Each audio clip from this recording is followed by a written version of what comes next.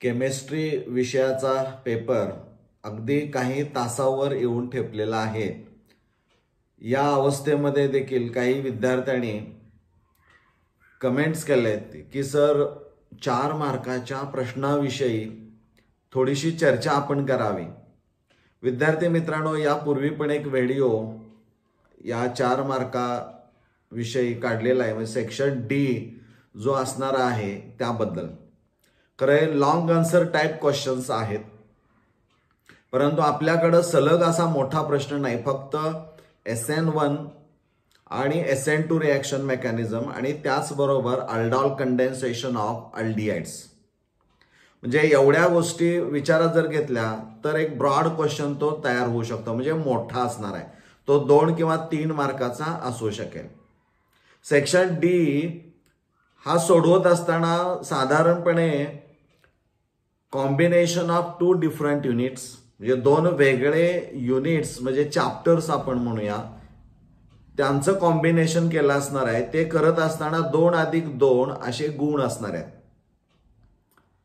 आता यामध्ये समजा असंही ते विचारू शकतात की 2 मार्काला प्रश्न असणार आहे, व्हॉट हॅपन्स व्हेन मध्ये असेल, कन्व्हर्जन ऑर्गॅनिक केमिस्ट्रीचा असणार आहे, किंवा explain the optical activity of 2-क्लोरोब्युटेन किंवा लॅक्टिक ऍसिड, या 2 मार्काला गोष्टी विचारल्या जाऊ शकतील। किंवा डेफिनेशन असणारे आहेत, रॅसिमिक मिक्सचर असेल किंवा असिमेट्रिक कार्बन ॲटम असणार आहे, किंवा एक्सप्लेन इटार्ड रिॲक्शन असेल, किंवा रिमर टिमन रिॲक्शन असणारी आहे, किंवा कोब्स रिॲक्शन आहे।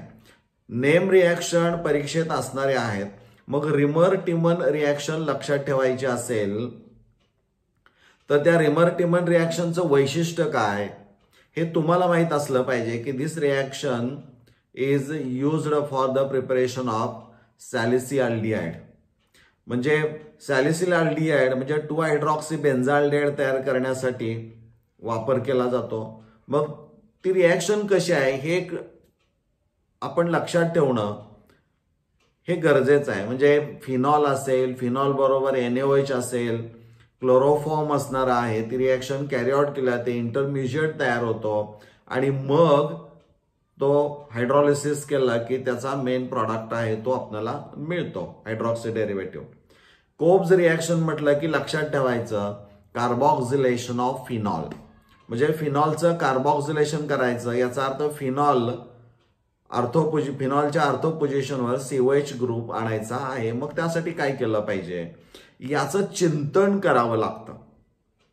एखादी गोष्ट तुम्हाला दीर्घकाळ लक्षात ठेवायची असेल तर त्याचं चिंतन मनन खूप महत्वाचं असतं। आणि ऑर्गॅनिकच्या बाबतीमध्ये आणखीन एक स्टेप पुढची आहे, लेखन, म्हणजे सराव कागदावर त्याचा व्हायलाच पाहिजे, हे खूप महत्वाचं असणार आहे। म्हणजे 4 मार्काच्या कॉम्बिनेशनमध्ये 2-2 असे 2 वेगळे टॉपिक्स विचारले जाऊ शकतील, किंवा कॉम्बिनेशन ऑफ ऍटलिस्ट 3 डिफरंट, म्हणजे कमी आपण ऍटलिस्ट म्हणण्यापेक्षा 3 वेगळ्या युनिट्सवर एखादा 4 मार्काचा प्रश्न सेट केला जाऊ शकतो।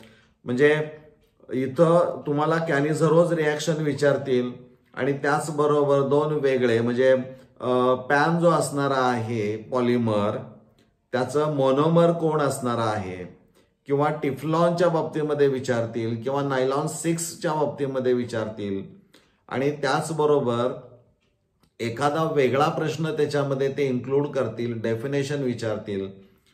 हे आपण जजमेंट घ्यायचं आहे। आता यामध्ये सगळ्यात महत्वाचं सेक्शन डी मध्ये 2 मार्काचं एक न्यूमरिकल असणार आहे। मग इथे एक साधी गोष्ट आपण लक्षात ठेवायची आहे की जर 2 मार्काचं न्यूमरिकल असेल तर काय पॉसिबिलिटीज असणार आहे। त्यातली एक पॉसिबिलिटी अशी असणार आहे की 2 मार्काचं जर न्यूमरिकल असेल तर 2 मार्काची थेरी सुद्धा त्याच चॅप्टरवर किंवा युनिटवर विचारली जाऊ शकते। म्हणजे केमिकल थर्मोडायनॅमिक्स सारखा जर एखादा चॅप्टर आपण विचारात घेतला तर त्यावर 2 मार्काचं एक्झाम्पल असणार आहे, 2 मार्काची थेरी ते विचारू शकतात, तेवढा कंटेंट त्याच्यामध्ये आहे। म्हणजे हे आपण ठरवलं पाहिजे, कारण तेवढा अभ्यास तुमचा होणं हे अपेक्षित असतं। आणि मला वाटतंय त्याची भीती कमी करणं हे आमचं काम आहे, वाढवणं नाही आहे. ती कमी केली पाहिजे. पण ते कमी करत असताना आता जो खूप कमी कालावधी राहिलेला आहे, विद्यार्थ्यांनी असं आपण आता या स्टेजला विचारू नये की सर यातलेच प्रश्न येणार आहेत का.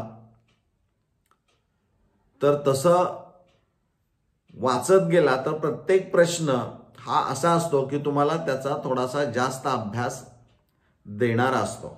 म्हणजे तो प्रश्न वाचला तर केवळ तशाच पद्धतीचा असणार नाही, तर त्याच्यावरून एमसीक्यू असू शकेल किंवा त्याच्यावर व्हीएसी असणार आहे.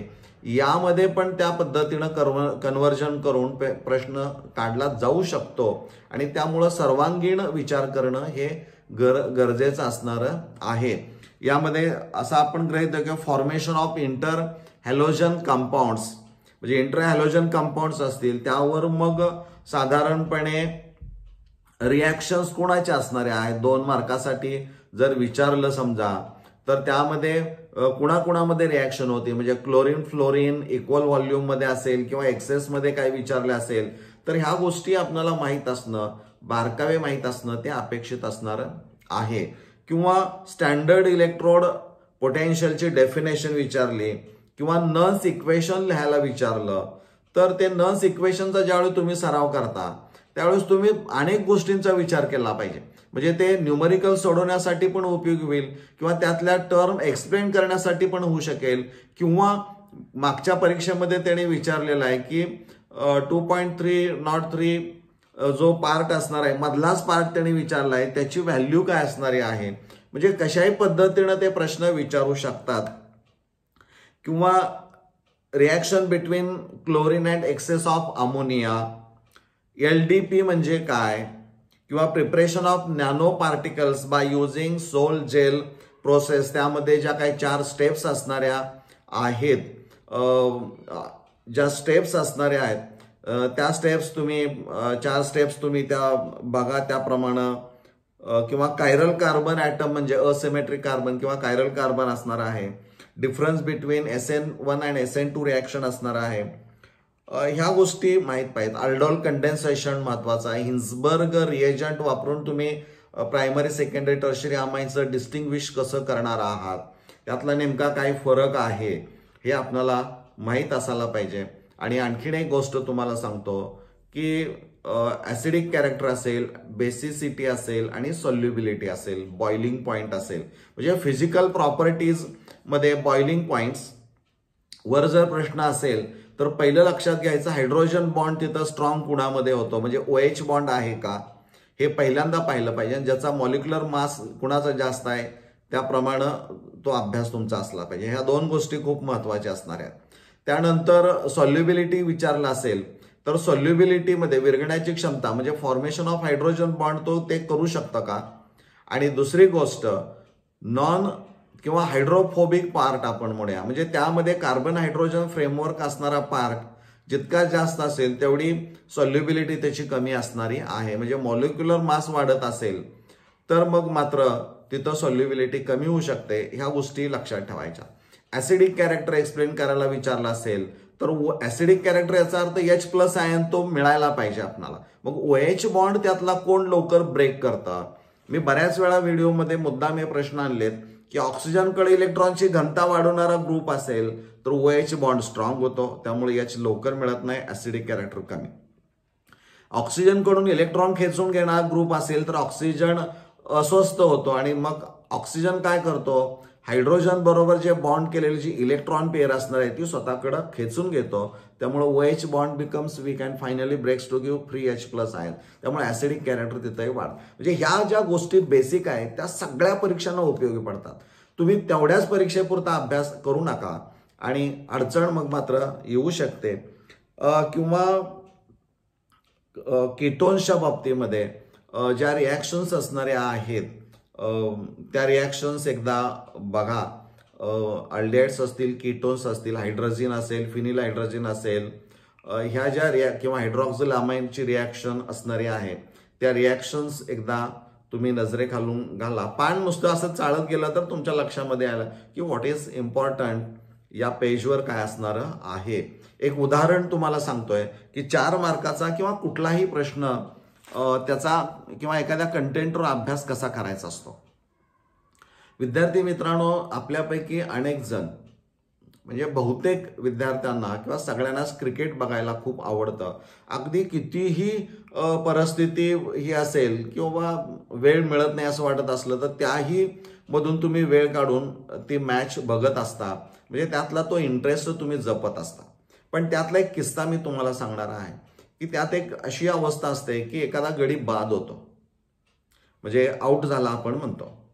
ज्यावेळी तो आऊट होतो ना त्यावेळेस त्या स्टेडियमवर बसणारे किंवा बसलेले जे प्रेक्षक असणारे आहेत किंवा आपल्यासारखे टीव्हीच्या माध्यमातून किंवा मोबाईलवर पाहणारे काय असणारे आहेत, या प्रेक्षकांना तो गडी कसा बाद झाला हे दाखवण्यासाठी त्याने वेगवेगळ्या पद्धतीनं वेगवेगळ्या अँगल्सनी कॅमेरे फिट केले जातात. इव्हन टॉपनं पण कॅमेरा असतो, म्हणजे 4 ते 5 अँगलनी कॅमेरा फिट केला जातो आणि ते 4 ते 5 अँगलनी जे चित्र टिपलेलं असणार आहे ना ते आपणाला दाखवतात प्रेक्षकांना. आणि मग आपण म्हणतो की या पद्धतीनं असं झालं म्हणून तो आऊट झाला, या पद्धतीनं असं झालं म्हणून तो आऊट झाला.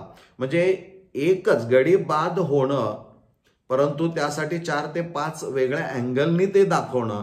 तसंच अभ्यासाच्या बाबतीमध्ये आहे. म्हणजे एखादा छोटासा कंटेंट असेल, अल्डॉल कंडेन्सेशन आहे आणि आपण गृहीत धरलं की ते 3 मार्काला असणार आहे, तो 1 मार्काला पण विचारला जाऊ शकतो ना, तो 2 मार्काला पण विचारला जाऊ शकतो, त्याचं स्प्लिटिंग करून विचारलं जाऊ शकतं. म्हणजे तुम्ही वेगवेगळ्या अँगलनी बघणं ते गरजेचं आहे. म्हणजे तुम्ही ठरवायचं आहे, तुम्ही यू हॅव टू क्रिएट, तुम्ही ते प्रश्नांची निर्मिती किंवा मालिका निर्माण करणं गरजेचं आहे. आणि ती मालिका ज्यावेळी तुम्ही निर्माण कराल, स्वतः त्या कंटेंटकडे बघा आणि कशा पद्धतीने मराठीमध्येच विचार करायचा की कशा पद्धतीनं प्रश्न विचारला जाऊ शकेल, असं विचारलं जाऊ शकेल का, असं विचारलं जाऊ शकेल का. उत्तर तुम्हाला लिहायचं आहे, समजा वुड्स रिॲक्शन लिहायचे आहे, मग वुड्स रिॲक्शनवर कशा पद्धतीनं प्रश्न विचारले जाऊ शकतील, तो दृष्टिकोन तुम्ही जर डेव्हलप केला ना तर तुम्हाला अभ्यास इतका सोपा होणार आहे की तुम्हाला फार कष्ट घ्यावे लागणार नाहीत. पण त्यासाठी तुम्हाला या पद्धतीनं त्या घटकाकडे बघावं लागणार आहे आणि तसा तो विचार करावा लागणार आहे. विद्यार्थी मित्रांनो, 4 मार्काच्या प्रश्नाची भीती अजिबात घेऊ नका, कारण कॉम्बिनेशन ते असणार आहे. म्हणजे तुम्हाला तिथं संधी आहे, म्हणजे फारशी अडचण नाही. पाठीमागच्या व्हिडिओमध्ये म्हटलंय की प्रश्न निवडत असताना शक्यतो काळजी घ्या. एकाच टॉपिकवरचा 4 मार्काचा प्रश्न तुम्ही लिहायला सुरुवात केली आणि कुठं अडकली तुमची गाडी तर त्यातून बाहेर येणं अवघड होतं. त्यामुळं 2 किंवा 3 टॉपिकचं किंवा चॅप्टरचं कॉम्बिनेशन असेल तर तो तुमचा अभ्यास झालेला असेल. एखादा क्लिअर टॉपिक केला असेल तर नो डाऊट, त्यामुळे तिथं काही अडचण नाही. पण जर झाला नसेल तर तुम्ही अडचणीत येऊ शकता आणि आपण आपली अडचण का करून घ्यायची. त्यामुळं त्या वेळेमध्ये कमी वेळेमध्ये तुम्हाला तो डिसिजन घ्यायचा आहे की प्रश्न कोणता निवडला पाहिजे की जेणेकरून मला त्यामध्ये चांगले गुण मिळतील, हा विचार तुम्ही करायचा. विद्यार्थी मित्रांनो, यानंतर ऑर्गॅनिकच्या बाबतीमध्ये काय किंवा कशा पद्धतीने अभ्यास केला पाहिजे त्याचा व्हिडिओ लगेच अपलोड करणारा आहे आणि तो तुम्हाला निश्चित फायद्याचा ठरणारा आहे. धन्यवाद.